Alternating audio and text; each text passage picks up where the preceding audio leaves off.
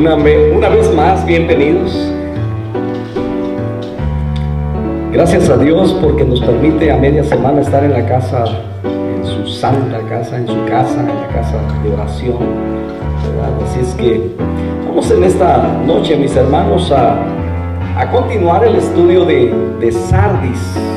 Acuérdense que estamos hablando acerca de las iglesias de Apocalipsis, ¿verdad? 7 iglesias, pero 7 iglesias que representan la vida, los diferentes periodos que la iglesia ha pasado, ha vivido, y que eso a la interpretación de la palabra, a la luz de la interpretación, ¿verdad? Eso es algo que también nosotros vivimos. Ajustes que nosotros debemos hacer, reflexionar acerca de cómo estamos viviendo, ¿verdad? Y asumiendo que cada mensaje, tanto el de Éfeso es para nosotros, el de Esmirna es para nosotros, el de Pérgamo es para nosotros, ¿verdad? Y así cada una de ellas, el de Sardis, de Tiatira. Entonces, en esta noche vamos a la escritura, ahí en Apocalipsis capítulo 3. Apocalipsis capítulo 3, versos del 1 al 6. Gracias, hermano.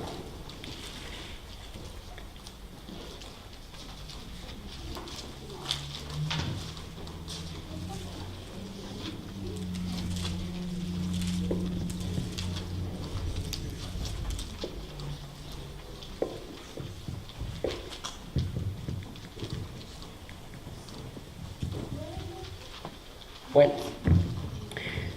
ya estamos ahí. Y dice la palabra del Señor, si me acompaña en la lectura, ¿verdad? Si todavía no lo encuentra, ahí se lo facilito, miren la pantalla. Apocalipsis capítulo 3, versos 1 al 6, y dice la palabra, si gusta leer conmigo: escribe al ángel de la iglesia en Sardis, el que tiene los 7 espíritus de Dios y las 7 estrellas, dice esto: yo conozco tus obras, que tienes nombre de que vives y estás muerto. Sé vigilante y afirma las otras cosas que están para morir, porque no he hallado tus obras perfectas delante de Dios.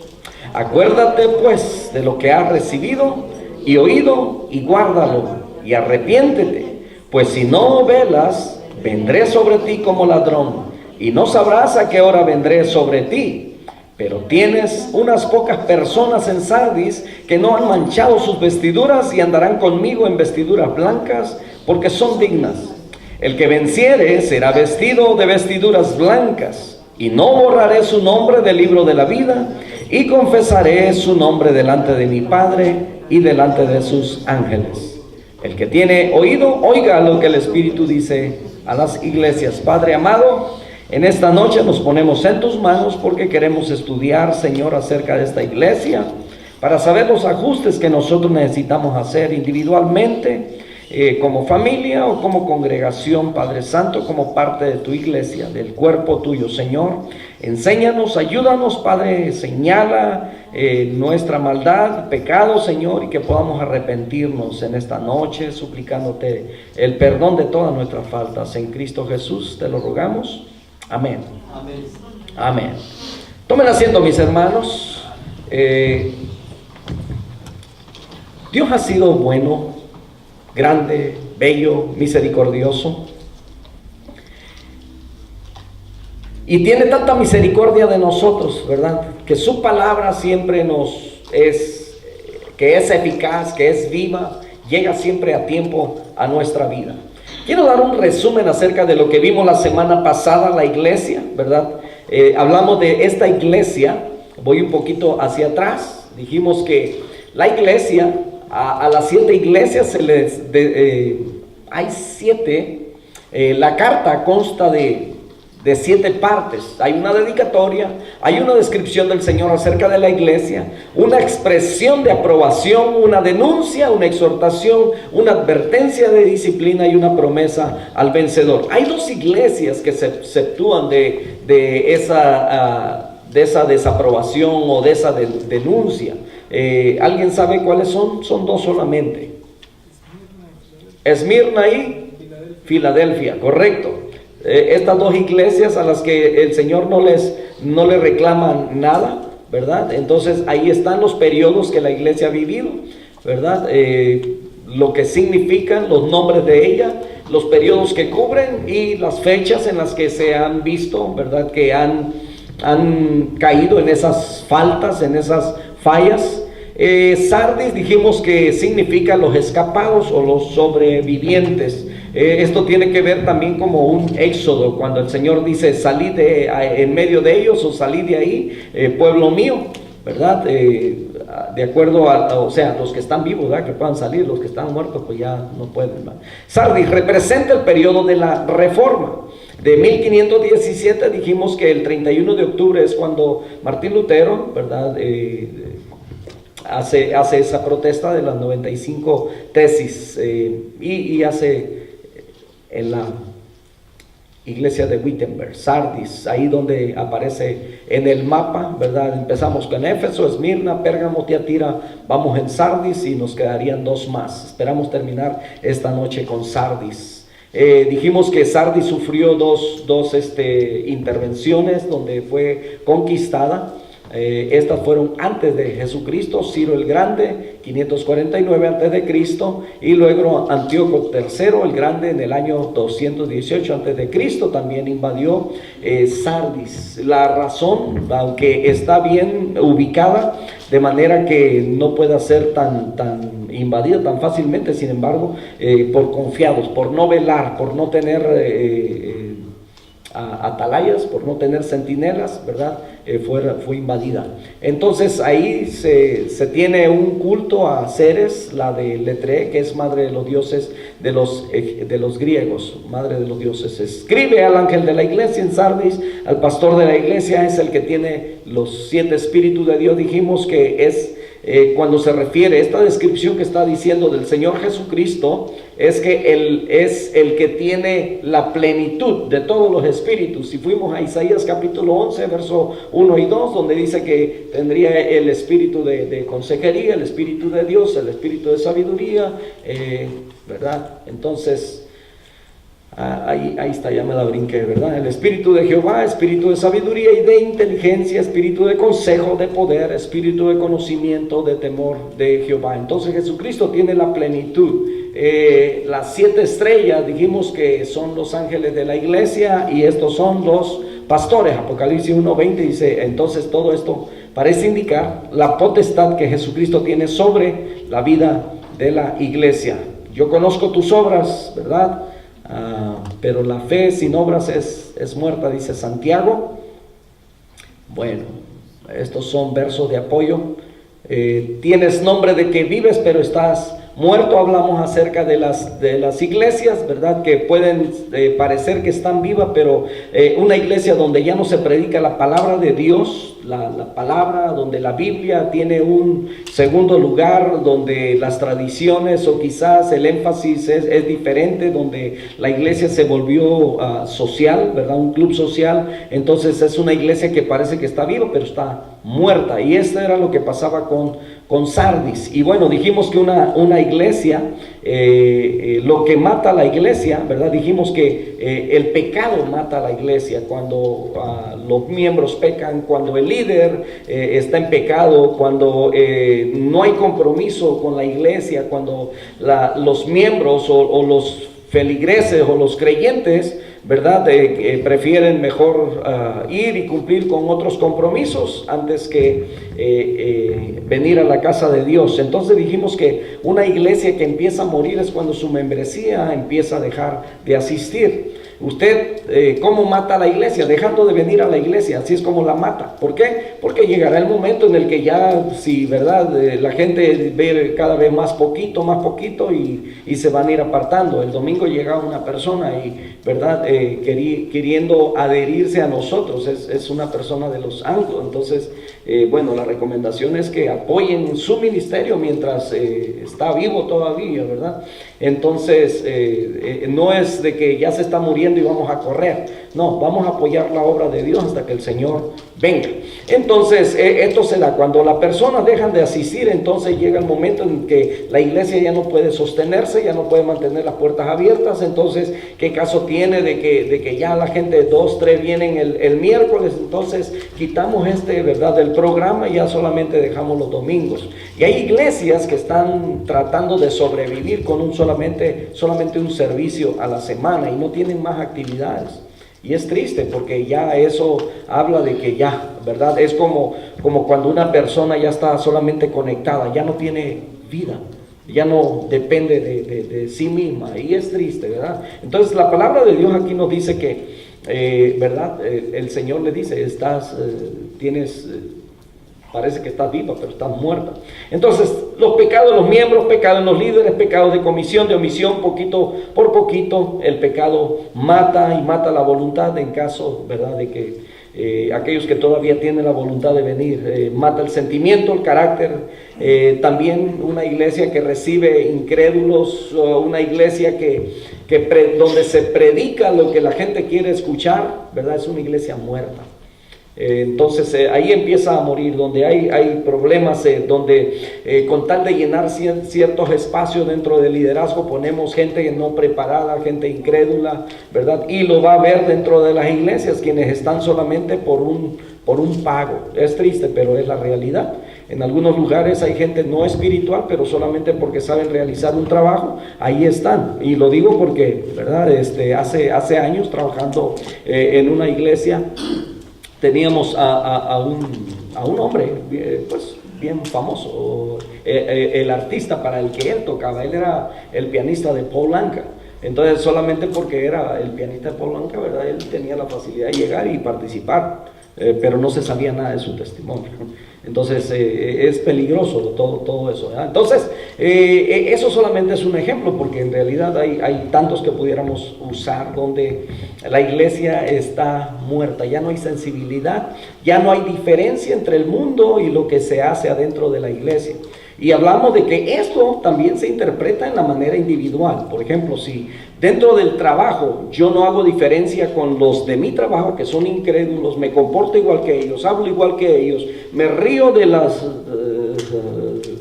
chistes, ¿verdad?, y todo ello, participo con ellos, entonces no estoy haciendo ninguna diferencia. Entonces, aunque voy a la iglesia, sirvo en la iglesia y todo eso, pero estoy muerto espiritualmente, porque no estoy haciendo la diferencia, ¿me entienden? Entonces, la diferencia es que nosotros estamos vivos, el mundo está muerto en sus delitos y pecados. Entonces, así es como una iglesia empieza a morir, una iglesia muere. Entonces, al Señor no se le puede ocultar absolutamente nada. Bueno, tener nombre de que uno vive, es decir, no solo creerlo, sino de uno mismo, sino de los demás, ¿verdad? Que las personas puedan ver la diferencia. La recomendación dice, vela, ¿verdad?, y afirma las cosas que están para, las que quedan, las que están para morir, ¿verdad? Esto es como cuando un árbol ya se empezó a secar y todavía le queda alguna rama por ahí viva, ¿verdad? Y tratamos de salvarlo. Bueno, entonces fuimos a iglesia, ¿qué mata la iglesia? Solamente hice un pequeño, ¿verdad?, resumen de lo que estuvimos viendo. Bueno, ahí nos quedamos. Velad, ¿verdad? Velad, dice, estad firmes en la fe. Esta es una recomendación que el apóstol Pablo le da a los hermanos de Corinto, a los hombres, ¿verdad? Le está hablando que sean esforzados y que se porten varonilmente, pero que estén velando. Entonces, esa palabra va a aparecer en muchos versos. Y solamente puse algunos aquí. Debemos velar con toda perseverancia, mis hermanos, ¿verdad? Nosotros creemos en la doctrina de la perseverancia. Siempre nos va a escuchar mencionar esa palabra, perseverancia, porque el que persevera hasta el fin, será salvo. Y entonces en la perseverancia, acuérdense que va a haber sufrimiento, porque el Señor Jesucristo solamente dijo, ¿alguien quiere venir en pos de mí? Y casi le está diciendo, no va a estar fácil, porque se tiene que negar a sí mismo. Y negarse a sí mismo, ahí ya dijo un hermano, ¿verdad?, le entró la tos al gato. Hay dificultad. Ahora, lo otro también es que dice, tome su cruz cada día. Y la cruz de cada día no es esas situaciones que porque le falta el trabajo. No. La cruz de cada día es porque está sufriendo por el testimonio de Jesucristo. ¿verdad? Que usted predica y se burlan, pero usted sigue predicando, ¿verdad? Y le va mal y vienen pruebas y el diablo se va a levantar contra usted y usted continúa. Es una lucha, es un cargar la cruz diariamente y luego dice, síganme, estamos dispuestos a hacerlo. Entonces, si no podemos, ¿verdad? Simplemente no podemos seguir al Señor. Entonces, aquí, hablando de la perseverancia, es necesario que a través de muchas tribulaciones entremos al reino de Dios. No la tenemos fácil, ¿verdad? Si alguien le ha platicado o predicado un evangelio fácil, ahí donde no, ven a Cristo, Él te va a ir re bien. Él le engañó, le mintió. Eso sí, tiene usted, ¿verdad? Por creer en Jesucristo, sus pecados son perdonados y tiene acceso a la gloria del Padre. Amén. Tiene vida eterna, dice la palabra. Entonces, eso no lo dude. Quizás no le vaya bien aquí en la tierra y no se preocupe por ello. La seguridad es de que vamos a entrar al reino de Dios. Entonces dice en Efesios 6:18, orando en todo tiempo con toda oración y súplica en el Espíritu, dice, y velando en ello con toda perseverancia y súplica por todos los santos. Quiere decir que debemos estar despiertos, no literalmente, sino siempre alertas. ¿Qué está pasando en el mundo? ¿Cómo estoy viviendo? ¿Verdad? Entonces estamos tratando de que la iglesia no muera. Tenemos oración, gracias a Dios, gracias al pastor Estrada, que todos los días de 8:15 a 9:15 hay oración de lunes a sábado, ¿verdad? Donde se traen las peticiones, las que usted tiene, las del miércoles y de las que nos vamos dando cuenta. Pero también, ¿verdad? Hay un devocional que muchos están beneficiando y qué bueno, me da gusto, ¿verdad? Si es bendición para su vida, comparta con otros, ¿verdad? Ese alimento, no se lo coma todo, le hace daño. Entonces, continuamos. Dice, velad debidamente, o voy para atrás. Velad debidamente, dice, y no pequéis, porque algunos, dice, no conocen a Dios, para vergüenza vuestra lo digo. Le dice a los hermanos de Corinto. Acuérdense que los de Corinto eran bien carnales. Una iglesia, ¿verdad? Bien carnal era la de Corinto. Pero aún así el apóstol Pablo siempre estaba encima de ellos ahí dándoles consejo. Velar, dice, porque el diablo anda al acecho. 1 Pedro 5:8. ¿Quién no se sabe ese verso? Dice, sed sobrios y velad. ¿Por qué? Porque vuestro adversario, el diablo, como león rugiente, anda alrededor buscando a quien devorar. Entonces tenemos un enemigo, ese enemigo es común, ¿verdad? Que esa guerra, esa lucha que todos tenemos contra los deseos de nosotros mismos, de nuestra carne, porque es débil, porque hay tentaciones, etcétera. Y luego tenemos al diablo también, tenemos a la sociedad que también a una nos quiere arrastrar. Entonces por eso debemos estar velando, siempre velando. ¿Y qué es velar? Velar es estar siempre en esa comunión con Dios, en la palabra, en la oración, alerta, atento por nuestra familia, por nosotros mismos. Debemos velar en oración. 1 Pedro 4:7 dice, mas el fin de todas las cosas se acerca, sed pues sobrios y otra vez, velad en oración. ¿Verdad? Entonces se nos dificulta, pero gracias a Dios, mire, en este año estamos teniendo más actividades que nos están fortaleciendo espiritualmente como iglesia. Amén. Estamos impulsando lo que es el discipulado, tanto el básico como el avanzado, y qué bueno si usted lo está tomando, y qué bendición si usted está beneficiando con todo lo que estamos tratando de dar. Gracias a cada uno de los hermanos que está trabajando, se está esforzando y está siendo parte de esta obra, de este trabajo, los que atienden, ¿verdad? Las casas. Dice que está a punto de morir. ¿Qué es lo que está a punto de morir? Quizás hay algo dentro de nosotros todavía que nos hace venir a la iglesia. Hay algo todavía. O sea, ya no tenemos mucho ánimo, pero lo poquito que queda venimos. Dice, entonces, ya como que hay una... ¿verdad? Cuando la soga se está rompiendo y ya quedan unas hebritas solamente ahí que lo sostienen. Muchas veces así está nuestra vida ya en cuanto al ánimo.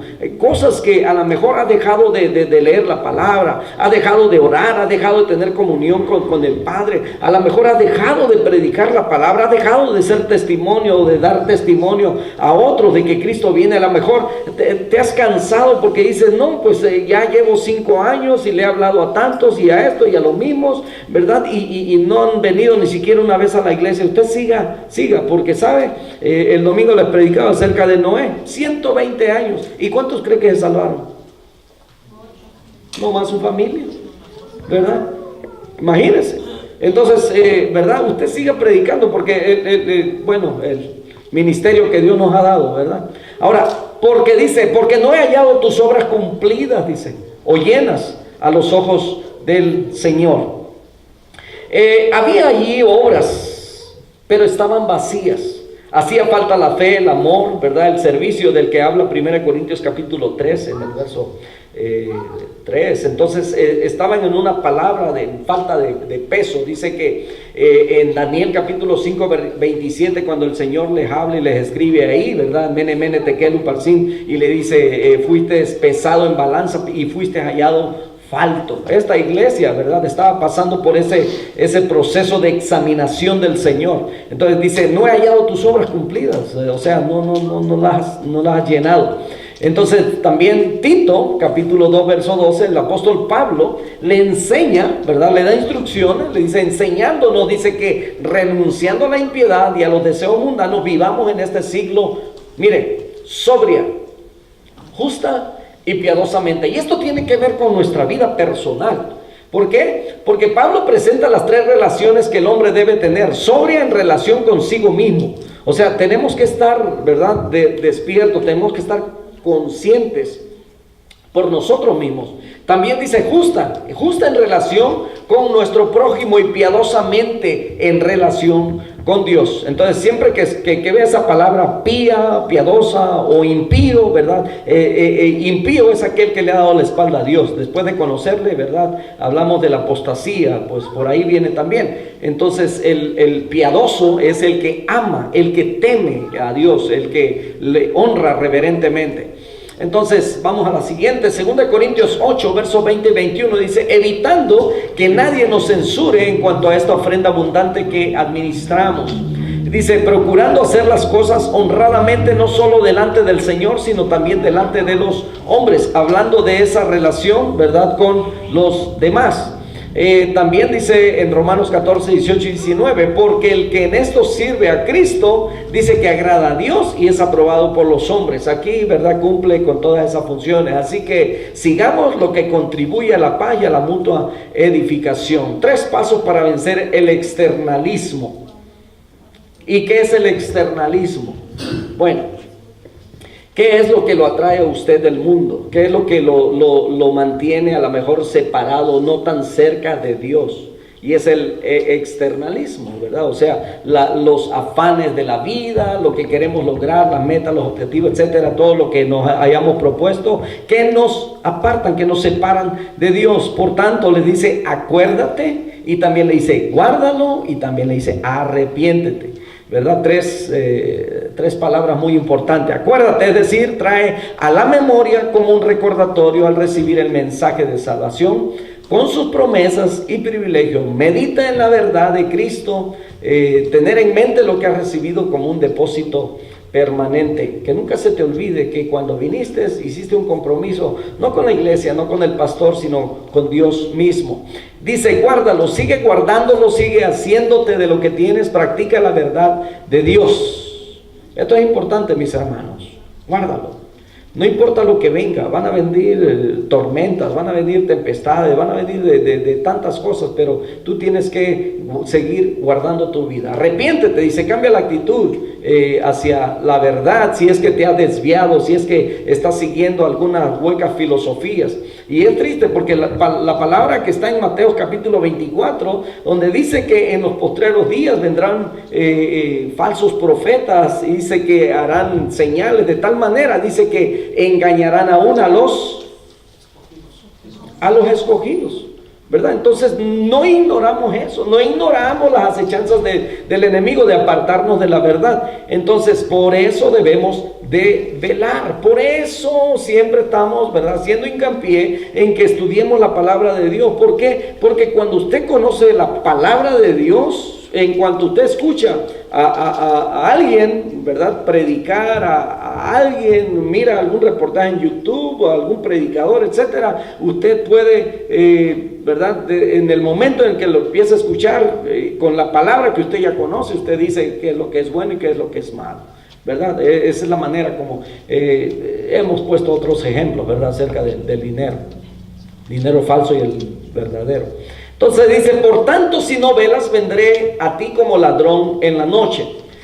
Esta venida de Cristo era para castigar a los infieles en la iglesia, ¿verdad? Si la iglesia no despierta y se mantiene en vela, el Señor vendrá de improviso, visitándola por sorpresa, sin que pueda percatarse, como le había sucedido a la ciudad en 2 ocasiones en que fue tomada por el enemigo. Si se da cuenta, las cartas, cuando están dirigidas hacia ellos, tienen algo que ver con algún suceso, algo que ya les aconteció en el pasado, ¿verdad? Para decirles, en este caso, ¿verdad? Si no velas, si no te pones, dicen en México, si no te pones trucha, ¿verdad? Voy a venir y ni cuenta te vas a dar. Entonces, a Sardis ya le había pasado, que en 2 ocasiones había sido conquistada, ¿verdad? Había sido intervenida. ¿Por qué? Porque no habían velado. Y aquí el Señor le está recomendando, por tanto vela, ¿verdad? Si no, vendré como ladrón en la noche. Y lo que dice la Escritura en Mateo 24, 43 y 44 dice, pero sabed esto, que si el padre de familia supiese a qué hora el ladrón habría de venir, velaría y no dejaría minar su casa. Por tanto, también vosotros estad preparados, porque el Hijo del Hombre vendrá a la hora que no pensáis. Ahora, yo les pregunto, ¿a cuántos de ustedes le han robado de noche? Qué bueno, gracias a Dios, es que vivimos en un país donde no roban. Pero en el día sí. Bueno, en el día, bueno, estos son más modernos, ¿verdad? Esperan que la gente se vea. Ajá, sí. Por lo regular, bueno, antes cuando los ladrones, ¿verdad? Todavía tenían un poco de vergüenza, llegaban de noche para no ser vistos, descubiertos, pero ahora me doy cuenta que algunos hasta posan para las cámaras. No sé si han visto noticias en algunas ocasiones o porque no se dan cuenta que hay cámaras, pero algunos viendo a ver si hay cámaras pues quedan bien. Entonces, a lo que voy, si a usted le han robado, si usted hubiera sabido, ¿verdad? Porque el ladrón no le va a avisar, le manda un mensaje de texto, oye, asegúrate de no estar en tu casa porque a tales horas voy a llegar para llevarme lo que tienes ahí. ¿Verdad? Entonces, ¿qué haría usted? A lo mejor le cambia el número a la casa, ¿verdad? Y se va y se le pone otra. No sé, algo, pero haría usted, ¿verdad? Intentaría de todo para evitar que lo roben. O usted se quedaría, es lo que la palabra de Dios dice. Nadie sabe cuándo el ladrón va a llegar, nadie sabe cuándo le van a robar, ¿verdad? Yo sí supe cuando me robaron, ya, esa historia está un poquito triste, no se la platico hoy.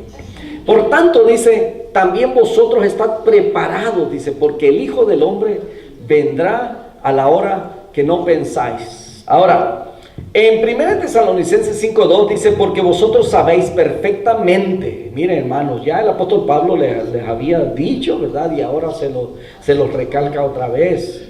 Dice, vosotros sabéis perfectamente que el día del Señor vendrá así como ladrón en la noche. ¿Por qué? Porque esto le había sido revelado a Pedro, a Pablo, ¿verdad?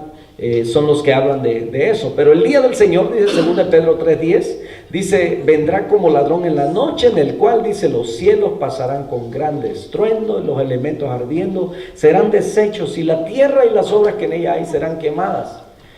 Está hablando de juicio, o sea, el Señor va a venir y vamos a arreglar cuentas. Significa destrucción no anunciada. Me acuerdo en una ocasión que mi hijo le rompió la ceja a mi esposa y entonces pues ya la curé y la parché y ¿verdad? Llegamos a la casa y entonces le dije, si entras primero mi mamá me va a pensar mal y va a pensar que yo te golpeé. Y entonces en cuanto ella entró, ¿verdad? Pues iba toda parchada y mi mamá la vio y le dice, ¿y qué te pasó? Dijo, no, pues su hijo, ¿verdad? Ah, pero ahorita que llega vamos a arreglar cuenta, dijo mi mamá. Y cuando la señora decía eso es porque la estoy poniendo como muy mala, ¿verdad? Pobrecita mi mamá. No, dijo, pero o sea, el chiquillo, ¿verdad? Pero, ¿se imagina? ¿A usted alguna vez le han dicho, te estoy esperando porque vamos a arreglar cuentas? El Señor, ¿verdad? Él viene para arreglar cuentas. a ver cómo nos fue. Apocalipsis 3:4 dice, pero tienes unas pocas personas en Sardis que no han manchado sus vestiduras y andarán conmigo en vestiduras blancas porque son dignas. Mire lo que el Señor está diciendo. Ellos vivían, ¿verdad?, en un área donde había textil, ¿verdad? Eran comerciantes, había comercio de telas, fabricaban, lavaban, ¿verdad? Entonces, si usted se acuerda o si ha visto, ¿verdad?, algunos cuadros, los emperadores, los romanos acostumbraban mucho el blanco. Entonces los oficiales vestían de blanco, pero un blanco, ¿verdad?, puro. Entonces el Señor Jesucristo les está diciendo, todos aquellos que tenían una jerarquía alta se vestían con ropas tan blancas. Entonces el Señor les está haciendo, ¿verdad?, que se mantengan limpios, pero dice, tienes unos pocos en Sardis. Veamos primero que el original no dice sucas, griego, ¿verdad?, personas en general, sino dice onomata, es lo que dice en el griego original, que significa a nombres. Lo que quiere decir, dice, pero tienes unos pocos nombres en Sardis, ¿verdad? No dice personas, nombres, es decir, personas bien conocidas por sus propios nombres, que no han manchado, dice, sus vestiduras, no habían sido infieles al Señor, contaminándose con la fornicación y la idolatría. Acuérdese que en muchas iglesias, escuche bien, en muchas iglesias, de esas iglesias enormes, iglesias grandes, donde ¿verdad?, ya no parecen iglesias, donde quizás ya no se predica la palabra. Yo escucho, veo a veces de iglesias enormes, mega iglesias, donde hay escándalos porque están permitiendo, ¿verdad?, ya no están guardando los principios bíblicos, es solamente para que la gente venga y pasen buen tiempo y se sientan bien. Iglesias donde dicen, ven tal como estás, Dios te ama así, y es triste, porque el Señor Jesucristo en su predicación, ¿verdad?, hasta aquel joven rico le dijo, mi hijo, te falta, ¿verdad?, ya has guardado todo eso, pero te falta algo más, vaya, venda todo eso y déselo a los pobres y venga y sígame. ¿Y qué hizo aquel? ¿Verdad? Se fue triste. ¿Por qué? Porque tenía mucha riqueza o posesiones, dice la Escritura. Ahora, no sabemos qué más pasó, pero escuche bien, el Señor Jesucristo no le dijo, pobrecito, no, espérate, te puedes quedar con esto y el otro. No hizo, ¿verdad?, que no hizo trato con él.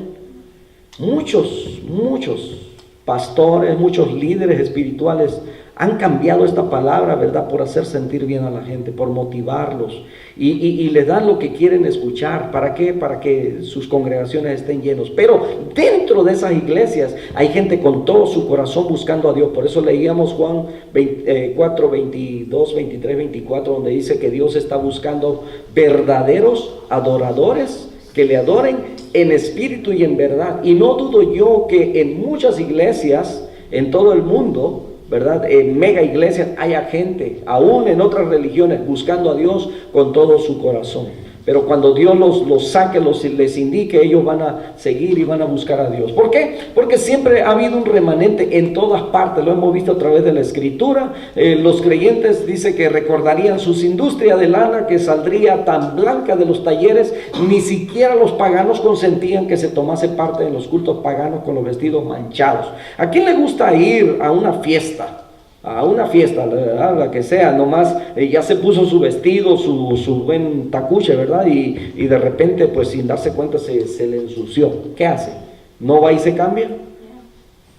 Le sigue así para enfrente, ¿verdad? Y anda tratando de esconder y se pone la bolsa ahí para que no lo vean, etcétera, ¿verdad? Tratando de esconder las manchas. ¿Por qué? Las manchas avergüenzan, ¿verdad? Y si eso solamente es en los trapos que traemos por encima, imagínense, la vida de nosotros, el alma necesita estar limpia. Entonces, si para los paganos era importante eso, para nosotros como hijos de Dios mucho más. Entonces el cristiano debe ser sin mancha.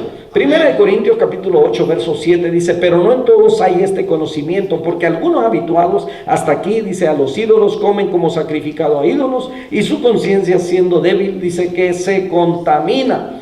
Entonces está hablando, ¿verdad?, de que esa es la parte donde el apóstol Pablo dice, si a tu hermano le hace daño y comas carne, no comas carne por razón de la debilidad de tu hermano.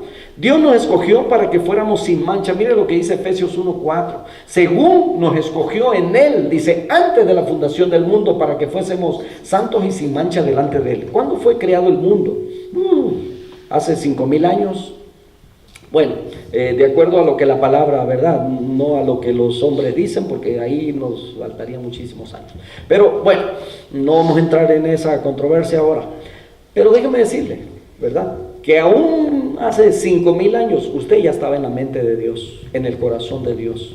Porque ahí dice, según nos escogió en Él, antes de la fundación del mundo, para que fuésemos, mire, santos y sin mancha delante de Él. Entonces, ¿le importa a Dios que estemos limpios? Por supuesto. Dios nos escogió para que fuéramos sin mancha. Filipenses 2:15 dice, para que seáis irreprensibles y sencillos, hijos de Dios, sin mancha.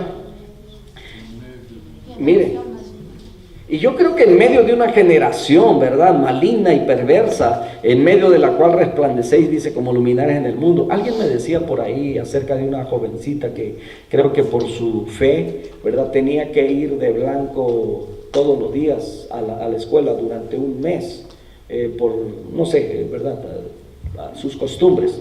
Y bueno, el bullying, ¿verdad?, le decían que por un mes pues no se bañó, no se cambió, que era y es posible que ella usaba un vestido diario, diferente, diario, ¿verdad? Pero solamente usaba. Imagínense de nosotros que no dirán. Entonces, en medio de una generación maligna, ¿verdad?, como hijos de Dios, ¿cómo no brillar? ¿Verdad? Es más fácil. Es más difícil cuando el apóstol Pablo le dice a Timoteo, ¿verdad? ¿Cómo dice 1 Timoteo 4:12? Ninguno tenga en poco tu juventud, sino sé ejemplo de los creyentes. Imagínense. Ay, Dios mío, ahí sí está difícil, ¿verdad? Porque si pues los creyentes se esfuerzan, entonces para ser ejemplo de los creyentes debo esforzarme más todavía. Imagínense entonces para el del mundo, ¿verdad? Es más fácil. Entonces su iglesia debe ser sin mancha. Efesios 5:27 dice, a fin de presentársela a sí mismo una iglesia gloriosa, que no tuviese mancha, ni arruga, ni cosas semejantes, sino que fuese santa y sin mancha. Entonces, Dios le está diciendo a Sardis, ¿verdad? Quiero que tus obras sean limpias. Debemos presentarnos a Dios sin mancha en el día final. 2 Pedro 3:14 dice, por lo cual, oh amados, estando en espera de estas cosas, procurad con diligencia ser hallados por Él sin mancha e irreprensibles en paz. Judas, en el verso 24 dice, debemos presentarnos a Dios sin mancha en el día final, y aquel que es poderoso, dice, para guardaros sin caída y presentaros sin mancha delante de su gloria con gran alegría. Y andarán, dice, conmigo vestidos de blanco. La segunda parte del verso 4 del capítulo 3 de Apocalipsis. Esta promesa es únicamente para aquellos que no se han contaminado con las actitudes y prácticas de este mundo, no han manchado sus vestiduras. ¿Se acuerdan cuando Elías andaba huyendo y decía, ay Señor, es que tuve un vivo celo, dijo, porque, ¿verdad?, de estos paganos, y dijo, y nomás he quedado yo? ¿Qué le dijo Dios? No, mijito, ni te des aires de pavo real, porque ni a gallina llegas. Pues salió corriendo. Entonces, pero le dice, me he reservado ¿a cuántos? 7,000, número cerrado, ¿verdad? 7,000 hombres, dijo, que no han doblado rodillas ante Baal. Entonces siempre Dios tiene, ¿verdad?, gente, un remanente que no han manchado sus vestiduras. Es una promesa de comunión con Cristo, vestiduras blancas, más ajustadamente de blanco, como símbolo de pureza. Entonces Apocalipsis 7:9 dice, después de esto miré ella aquí una gran multitud, la cual nadie podía contar, de todas naciones, tribus, pueblos, lenguas. ¿Dónde está la raza? No hay raza, ¿no? Que estaban delante del trono y en la presencia del Cordero, vestidos de ropas blancas y con palmas en las manos. Verso 13, entonces uno de los ancianos habló diciéndome, estos que están vestidos de ropas blancas, ¿quiénes son y de dónde han venido? Las vestiduras blancas en el Apocalipsis son las acciones justas de los santos, es lo que dice Apocalipsis 19:8. Y dice, y a ella se le ha concedido que se vista de lino fino, limpio y resplandeciente, porque el lino fino es las acciones justas de los santos. ¿Qué es lo que la palabra de Dios nos dice a nosotros? Mas buscar primeramente el reino de ¿quién? De Dios y su justicia, y todas las cosas se nos serán añadidas. Ahora, también dice que porque son dignos, significa competentes, ¿verdad? Cualificados, o sea, que han sido lavados, no porque nosotros, ¿verdad?, como hijos de Dios seamos, sino por medio de la sangre de Cristo Jesús, que nos limpió y nos santificó, nos justificó y nos regeneró para su gloria. Amén. Entonces los judíos tenían el dicho siguiente, dice que los que caminan con Dios durante su vida son dignos de caminar con Él después de la muerte. Tres bendiciones para el cristiano victorioso. Voy rapidito porque ya casi termino, quiero terminar esta noche. Tres bendiciones para el cristiano victorioso. Primero, andar con Cristo en vestiduras blancas. Porque, mis hermanos, este cuerpo no puede entrar al reino de Dios, pero será transformado. Si es que estamos vivos, será transformado. ¿Y en qué va a ser transformado? Va a ser glorificado. ¿Sabe lo que significa eso? Gloria es la luz, es lo que nos envuelve de inocencia, de justicia, ¿qué más? Era la vestidura que tenía Adán y Eva antes de que ellos pecaran. Por eso dice el apóstol Pablo en Gálatas 3:23, por cuanto todos pecaron y están destituidos de la gloria de Dios. Sin embargo, por medio de Jesucristo, cuando llegue, ¿verdad?, el tiempo de que nosotros seamos levantados, dice que seremos transformados en cuerpos glorificados. Gloria. Su nombre, dice, no será borrado del libro de la vida. Es la lista simbólica de todos aquellos que tienen vida espiritual. Cristo confesará su nombre delante de su Padre y los ángeles. Algo, ¿verdad? Así como cuando una persona era reconocida a nivel de todos, ¿verdad?, y su nombre se decía en público, ¿verdad?, delante del emperador. Asimismo, el Señor Jesucristo está diciendo que confesará el nombre de aquellos que han sido fieles, dice, delante del Padre y de los ángeles. Qué lindo, qué bonito. Entonces, es esencial estar inscrito en este libro, porque si no seremos echados al lago de fuego. Ya casi terminamos. Apocalipsis 20, verso 14 y verso 15 dice, y la muerte y el Hades fueron lanzados al lago de fuego. Esta es la muerte segunda. ¿Se acuerda que hemos hablado del concepto muerte, verdad? Muerte conocemos como alguien que ya se chifló, dijo una hermanita por ahí.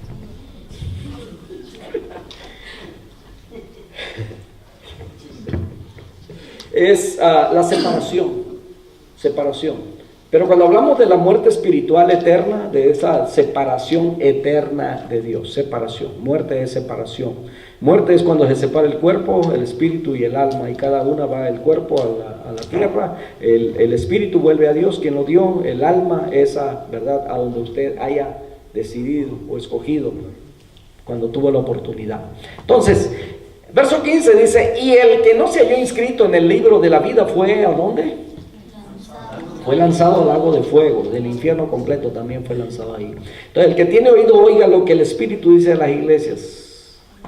Como hemos dicho antes, esto es, hermanos, esta interpretación es para cada uno individualmente, es para la congregación, para la familia, puede ser para todas las iglesias que están sufriendo, padeciendo, pasando por situaciones como estas. Algunas que dicen que están vivas pero están muertas, otras que han perdido el primer amor, otras donde dice que han aceptado completamente, ¿verdad? Y han empezado a cambiar la palabra de Dios por todo lo que es diabólico y satánico. Entonces, seamos fieles a Cristo.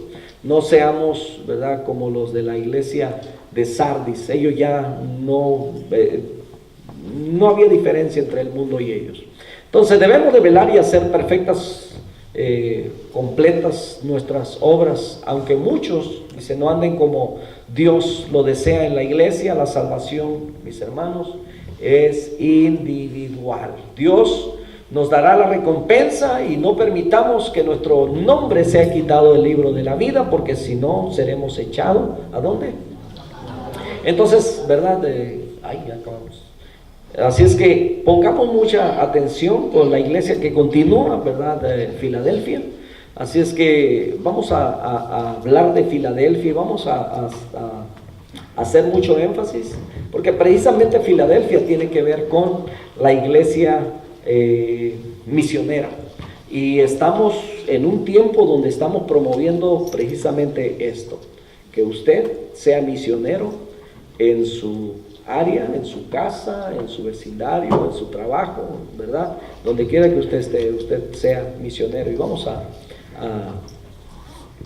asimilar lo que la palabra de Dios tiene para nosotros. Así es que no se pierda estos estudios, están bonitos. Si tiene alguna pregunta, por favor, con toda confianza, ¿verdad? Acérquese, llámenos, manden un mensaje de texto, etcétera, ¿verdad? Y estamos para eso, para ayudarles, para servirles y que seamos edificados siempre. Amén. Pónganse de pie un momento, vamos a cerrar este espacio con acción de gracias a nuestro Dios. Amado Padre Celestial, muchísimas gracias por tu palabra, Señor, que es tan bella, Señor. Gracias porque en ella tienes absolutamente todo lo que nosotros necesitamos, Señor, para vivir. Gracias por estas iglesias, Señor amado, que en su propósito, Señor, en sus periodos, comprendemos que tú nos hablas a nosotros. Han pasado 2000 años desde que estas cartas fueron escritas, pero como tu palabra es viva, Señor, sigue alimentándonos hasta hoy en día. Sigue todavía, Señor, advirtiéndonos. Ayúdanos, bendito Dios, si hay algo dentro de nosotros que a lo mejor hemos descuidado y hemos empezado a dejar. Padre, no queremos que suceda lo mismo que a esta iglesia. Ayúdanos a siempre poder estar, Señor, velando, a estar alertas en el nombre de Jesús, porque tu palabra dice que tú vienes pronto. Ayúdanos, Señor, a amar tu venida. Porque dice tu palabra, Señor, cuando el apóstol Pablo está diciendo que le está prometido una corona, la corona de la vida, y no solamente a mí, sino también a aquellos que aman tu venida, Señor. Así es que ayúdanos a amar, Señor amado, eso, a no desprendernos jamás de ti, Señor amado, a no separarnos. En el nombre de Jesús, bendice, Señor, a cada familia, a cada uno de mis hermanos, bendito Dios, y permítenos, Padre, estar siempre sensibles a la voz tuya. En el poderoso y dulce nombre de nuestro amado Salvador Jesucristo, te damos la honra, la gloria, el honor que a ti te pertenece, Padre. Amén. Amén, Señor Jesús.